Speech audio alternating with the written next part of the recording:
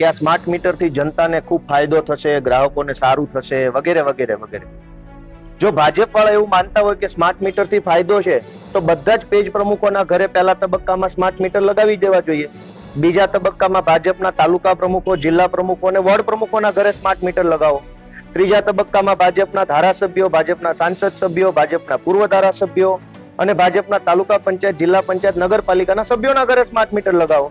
અને ભાજપના પેજ પ્રમુખથી લઈ ભાજપના સંગઠનના માણસોના ઘરે 1 વર્ષ સુધી સ્માર્ટ મીટર રાખવાનું. એ લોકોને મજા આવે તો પછી જનતાના ઘરે લગાવો. જનતાના ઘરે સ્માર્ટ મીટર લગાવવા છે પણ ભાજપ વાળાના ઘરે સ્માર્ટ મીટરો નથી લાગતા. શું કામ? કે આ સ્માર્ટ ચીટિંગનો એક રસ્તો છે. એટલે આમ આદમી પાર્ટી જનતાના પક્ષ તરીકે, જનતાએ જે એમની ઉપર વિશ્વાસ મૂક્યો છે એ જનતાના પ્રતિનિધિ તરીકે અમે આજે રજૂઆત કરી રહ્યા છીએ. વીજ મંત્રીનું નિવેદન છે કે રાત દિવસનું બિલ અલગ અલગ આવશે. આ જે સ્માર્ટ મીટરની જે યોજના છે એની પાછળ સરકારના 4 છુપા એજન્ડાઓ છે. કેમ કે આપણે ભૂતકાળમાં અનેક વખત ભાજપના રાજમાં જોયું છે કે જે બોલે છે એ કરતા નથી. જનતા સાથે ચીટિંગ કરવા માટે જનતાનો વિરોધ થાય તો ખોટા.